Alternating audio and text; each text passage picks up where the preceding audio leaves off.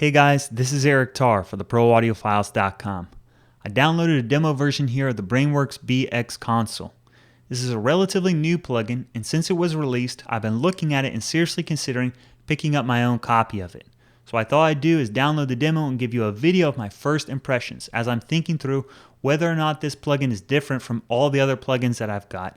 Does it add unique value to my workflow? This is a console emulation style plugin based off of a Neve VXS console. It's a channel strip. It's got your basic functionality that you're probably going to want to add to almost any element in your mix.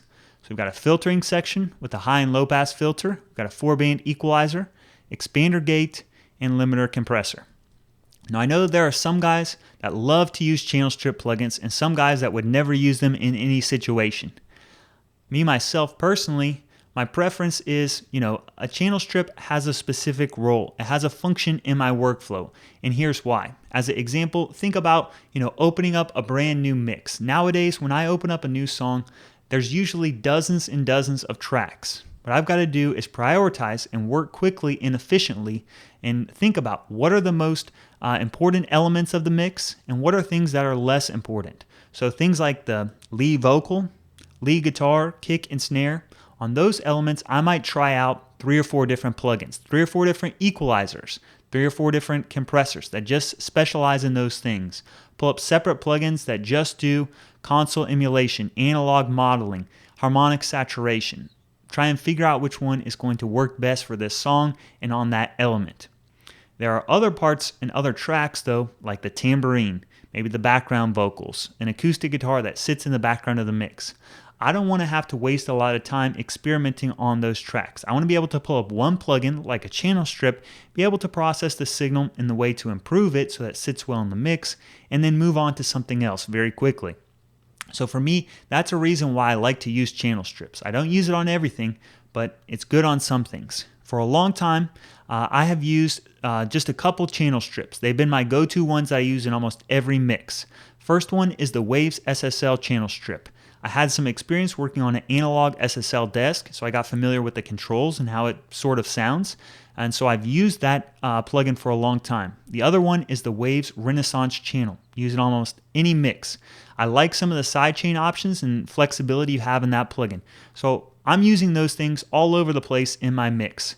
I've thought though for a long time, would there be a new plugin released that could replace those things and might have some, improved signal processing? The Waves SSL channel strip, it sounds great, it works great, but it's been around. The modeling technology is probably a dozen or so years old. There's nothing wrong with it, but I assume that the modeling technology has improved since then. So this is a brand new plugin from Brainworx. They've got their own modeling technology. Maybe it's better, maybe it's improved. So I want to experiment with it and think about whether this is something that could fill that role. So let me take you through kind of the unique things about the plugin, and then we'll get on. I'll demonstrate it very quickly on working with the snare. So there are some weird things about working on a Neve style, channel strip that you have to get used to. Now, I have also some experience working on a Neve VR desk. So I like the idea of this new plugin being very similar to that. I like the sound of Neve consoles. I work on a lot of rock music, so Neve, SSL, those are natural ones to kind of just work with, that sound. So as an example, one thing you have to get used to, or might be strange if you've never worked on a Neve console before, and they've kind of built into the plugin, is in the analog world, a lot of the knobs, you pull them up or push them down to do things, which in the software world, sort of weird. So they have here you can click on these buttons and the knob moves up and down, or you can double click on the button and it moves it. You just kind of have to get familiar with those things. You pull them up and push things down to change different functionality of other parts of it too. So for instance, to turn this one on, low pass filter and high pass filter, it's just a matter of then sweeping it. Right? All the controls are going to be variable. so it's not like an API where you're just stuck with certain things. So that's kind of a nice thing to be able to do. I like that, particularly myself.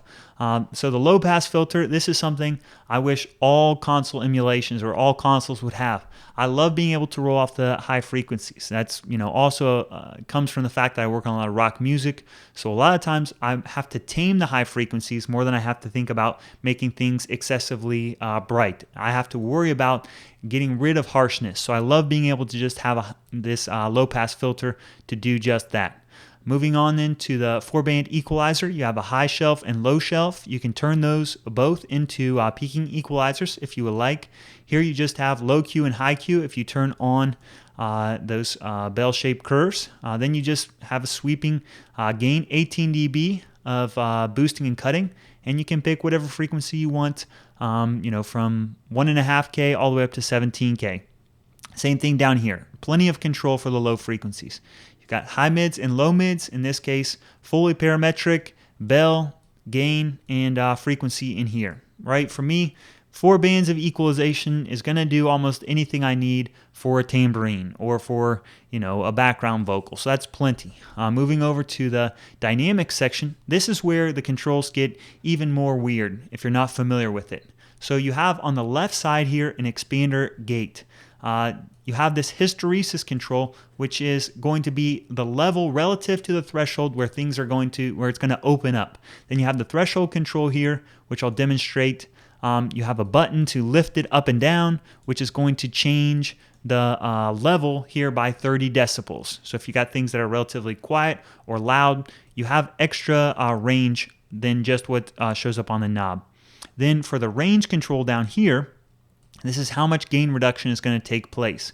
You also have the ability to set the speed of attack based on pulling the range up and down. Now, it might not be intuitive for you initially. Why am I pulling the range up and down to have a fast gate or a slow gate? But that's where you have to end up doing it. Now, that's another thing that I really like about the dynamic section of the Neve. You don't have to waste a lot of time setting things as being the exact speed of attack or like on the compressor, it's the same thing. When I compress or use a gate, I want things to happen quickly. I want the things to happen slowly. So I like that I don't have to have a separate knob just for those things. It has some defaults that are going to work great. The release now is where you can dial in how long it takes, like for a snare, so that it doesn't overlap or go into the next snare hit. Same thing on the compressor. You have makeup gain, which is great. You have the threshold control here.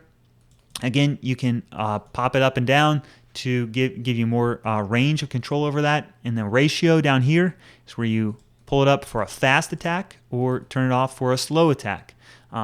That's really nice being able to have. Similar kind of thing that you have on the SSL. You have a slow or fast attack, just 2 settings that you use. And then also control here, including all the way up to auto release, program dependent sort of thing. Just to look at a few other sections, you have metering over here, which is pretty cool. The VU meter and DBU, that's helpful, especially guys that have experience working in the analog world. You have metering for the expander and the compressor. You have input gain control, and then you have this virtual gain. And when I first looked at it, I didn't really know what this virtual gain was all about. Opening up the user manual, it says it's just analog noise. So it's background noise to give you some, what it sounds like in the real world. Now, I'm probably the kind of person that will just turn this off. I don't like the idea of intentionally adding in noise, but some people will. I like being able to go to the digital world and turn the noise off. I almost always did that on the Waves SSL plugins, and almost all their ones that add a noise. The first thing I do when I open up the plugin is just naturally, automatically just go and turn the noise off. Then you have your output control here. On the stereo versions of the plugin, you can also pick whether things are going to happen together, if these channels are linked on the stereo versions. Another thing that they did that they talk about is they actually modeled a bunch of different channels, separate channels, and each one's supposed to sound different. I don't really know how different they actually sound, but in theory, by modeling, I think a total of like 72 different channels, you have the ability that your mix can sound different by putting things through one channel or another channel. Waves did this with one of their nonlinear summing plugin, the NLS plugin. They modeled a bunch of different channels. In my own experience, very rarely did I go around and try out 10 different channels. I pulled up the one that I like. If it was the SSL, I didn't try out 10 different SSL models. I usually just use one. I'll have to see how it goes. Is it worth switching these channels or not, or does it end up just being a waste of time? So I guess that takes you through all the controls. Hopefully you have an idea now about how it works, right? You can turn some of these things on and off too with these buttons. There is a lot on the screen at one time, but it's helpful, right? That doesn't even get into sidechain options, moving the dynamics around before the EQ and all that kind of stuff too. Let me go ahead and just demonstrate this plugin on a snare drum. I think I'm going to do another video following up after this to demonstrate some more things about it too. So here's my snare drum. Right off the bat, what I'm going to do is roll off the lows and roll off the highs.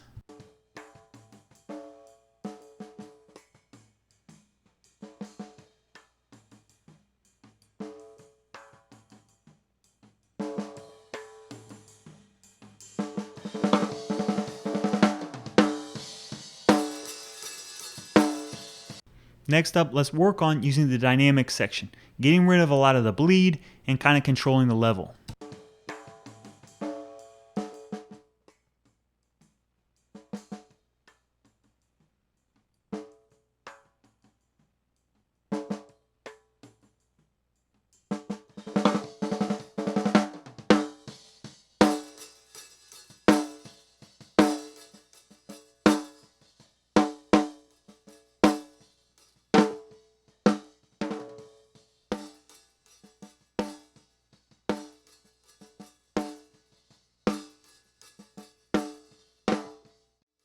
Now, quick equalization, boost some of the lows, find the fundamental, scoop out some of the ringing of the snare and give it some top end snap.